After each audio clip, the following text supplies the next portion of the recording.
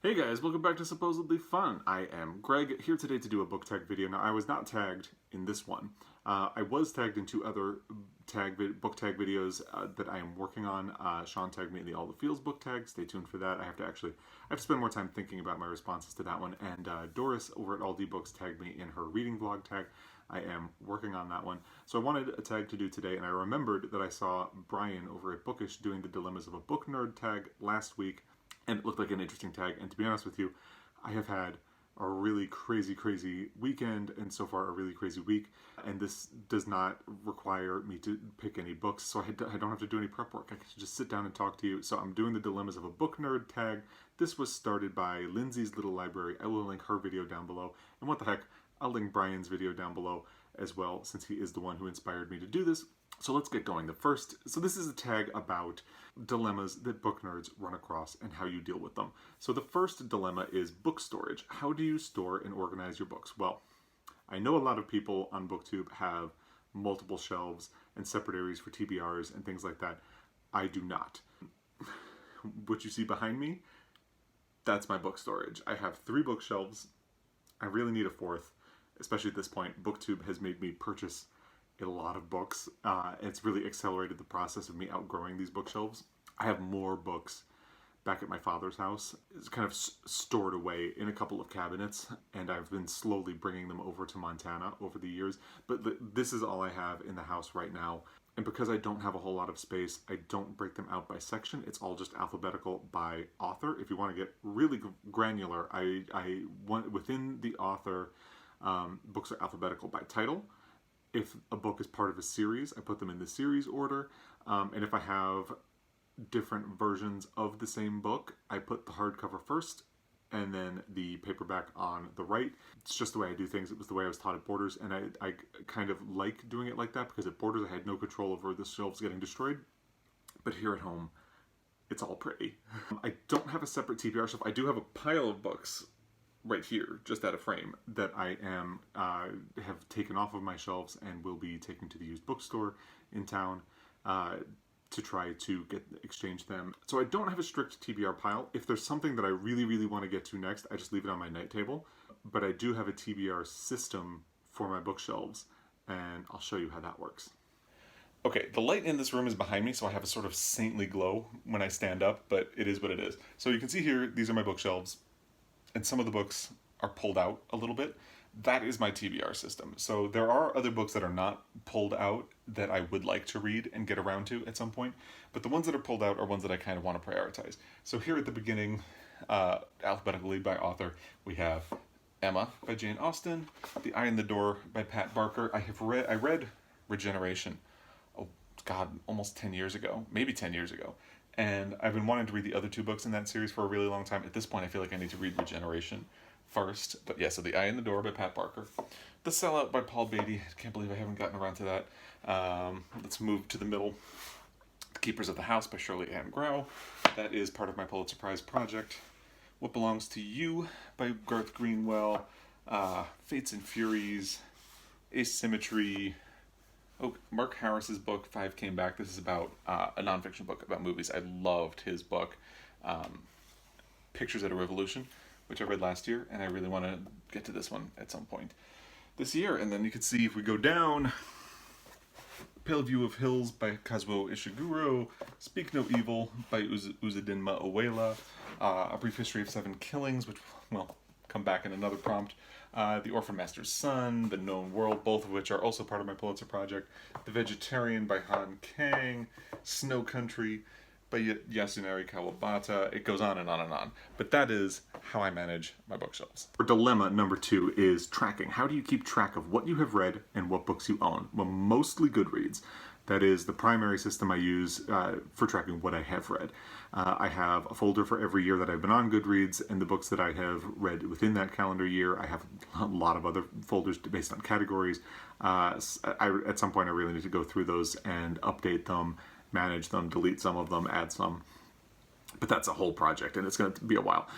This year I have also been using a book tracking spreadsheet that I think Sophie over at Portal and the Pages created. That has been very interesting because it also helps me track things like page count, what country the author is from, gender, what type of book, and how much. It has a page for like how much you spend on books and versus how much you borrow from the library, and that has been very helpful as well. In terms of what books I own, there's an app called Book Crawler. So when I bring a book in, I add it to the app, and that gives me a sense of what I have here on the shelf. It's not a great app. If you have a recommendation for a better one, I just like, because sometimes I don't remember, like I didn't remember that I did not have a copy of Pride and Prejudice. So having that app does kind of help me keep track of things when I'm in a used bookstore. Dilemma number 3, borrow. Do you lend your books out? Mostly no, because as a lot of other people have mentioned, when you lend books out, you run the risk of not getting them back. Or having them be damaged, both of which I think are very awkward situations. I don't like trying to manage them. If I know you really well or I trust you, I might be willing to loan out a book. What I'm most likely to do is if I think somebody's going to like a book, I'll buy a copy and give it to them as a gift. And that way, you never have that awkward moment. Dilemma number 4, buying. How do you buy or acquire your books? For Backlist books, there is a store in my town called the Book Exchange. They have a great fiction section. So I use them a lot. As I mentioned, I have a pile of books that I was going to take to a used bookstore. That is the Book Exchange. I really like that store. But because it's a used bookstore, they do not have a great selection of new releases or newer titles. For those, I go to a store in town called Shakespeare and Company. It is not affiliated with the store in Paris or New York City, as far as I know. It just happens to have the same name. I really like that store. The people there are very friendly. They have a great selection of books. That's probably actually my favorite bookstore in the town where I live. There's also a store called Fact and Fiction, which I don't use very much, although I have never had a bad experience there. So basically, I always start at those 3 places. My library also has a really great selection of used books that they replenish frequently, and I end up buying stuff there a lot because the paperbacks are $1. And the hardcovers are, I think, $2. So it's a really good buy. So I use those. If any of those options don't work out for me, I will go to Barnes & Noble. If Barnes & Noble fails me, as a last resort, I will go to Amazon. But I do not like doing that. I don't do it very often. Usually one of the other options will come through before it comes to that. Dilemma number 5, comments. How do you respond to the how do you read so much comment or similar comments? Or like, how many books do you read? Well, how do you buy so many books, or why do you have so many books? That I struggle to answer with, because technically I don't need to own any of these. I just like to. But that's kind of what I say. You know, some people collect. My husband was a pastry chef when I met him. We have 2 KitchenAids, so many. We have a dehydrator, all these little toys in the kitchen. So everybody has something that they love, and for me that's books. Nothing wrong with that, as long as I'm not overspending what I can. So that's kind of how I handle that part. How do you find time to read? I think when you love something, you make time. When I lived in New York City, it was easy because there was always a commute every day, and that was my primary reading time. Nowadays, I just find the time. Sometimes I bring my book with me everywhere. Every Sunday, I have lunch with my husband, and I sit and I have coffee after we've finished. I read before bed. I listen to audiobooks during the day when I'm working and have a little bit of downtime, or I'm working on a project that I can listen and work at the same time. You find ways to make it work. That's all. Dilemma number 6. How do you pick your next read? I go by feeling a lot, because anytime I have tried to plan what I'm going to read next, it doesn't necessarily work out. Sometimes it does. Like I planned when I finished my last book that I was going to start my Pulitzer project next. But I always keep it a little open-ended, because sometimes I really just don't feel like it. And if I hadn't been feeling like picking up The Harbor, then I would have done something else and pushed it off to next month. But it worked out. For the most part, I'd go entirely by feeling. Sometimes a book leaves me with a vibe that I want to continue, or a vibe that I want to get away from, and that will impact how I choose my next book. But I have I have the ones that are pulled out on my bookshelf. I think I have 2 books on my night table that I'm going to get to, but it's almost entirely by feeling for me. And dilemma number 7, travel. How do you pick what books you bring on vacation with you? Well, if there's something I'm currently reading, that comes. I used to bring a lot of books. Even if I was only going somewhere for a couple of days, I used to bring a lot of books. Now I don't as much, because I do have ebooks on my phone and audiobooks on my phone, and I use those as backups. So I'll probably pick, again by feeling, something I'm currently reading, and then something I can read on the way back.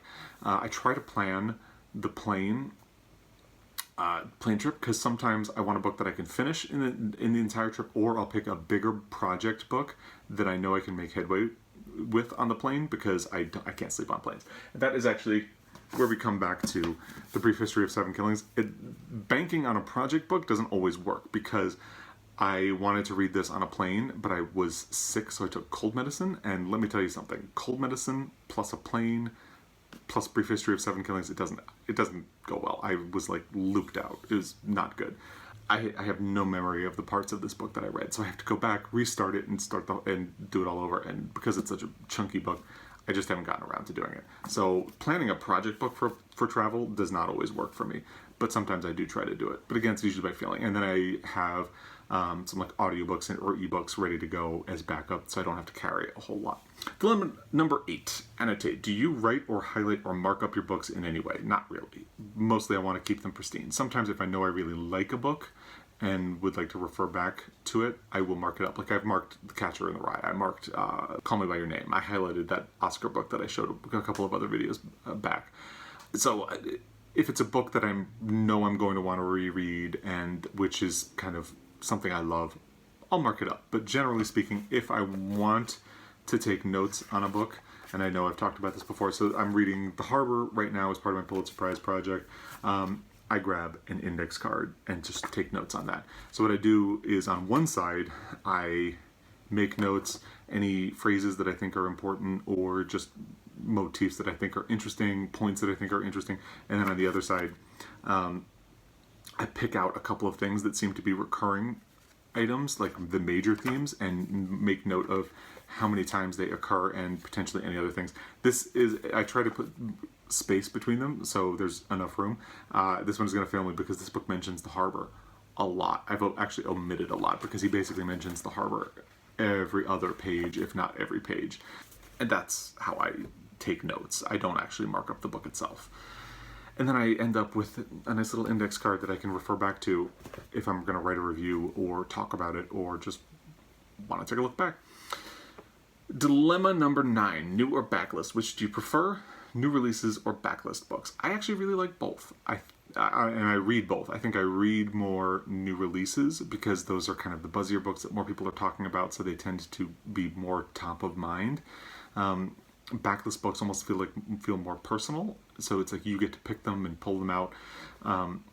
So I end up reading more new releases, but I think I actually prefer backlist. But I do both. I really enjoy both. I try to be a pretty well-rounded reader, so I don't do specifically one or the other. I really want to do both. Just how I roll. And then dilemma number 10, sequels. Do you read books as they are released or wait for an entire series to be published before reading book 1? I read them as they're published if I'm going to do it. And most of the time, like the Harry Potter books, I read as they were published. The Hunger Games books I read as they were published, which my husband always complains because I recommended the Hunger Games books to him, and he read the first one, and then he was reading the second one on a plane, and he's like, he's like, it was so annoying. When I finished that book, I had to connect to the plane's Wi-Fi so I could purchase and download the third book because I had to get to it immediately. And I was like, you think that's bad? I read it when it was released, and I had to wait a year for the third book to even come out. So I'm okay with doing it that way. Generally speaking, even if I catch up on a series later, I'm not likely to read the whole thing back to back to back. I don't really binge read series, and I don't think I'm trying to remember the last time I really read a series. It's been a while. I'm not opposed to a series, but I don't do a whole lot of them. Even if the whole series is published, I don't like binge read them. I'll start with the first one and mix them into my reading as I go along. So that's the tag, the dilemmas of a book nerd. I'd love to hear how you handle any of these. So of course, as usual, I'm tagging everybody. If you're watching this, feel free to do it. That's how I did it. And like I said, I would love to hear your responses to these prompts, how you handle all of these things. If you think any of the ways I handle them are weird, let me know that as well. And as always, I will be back. Thank you for your time, and happy reading.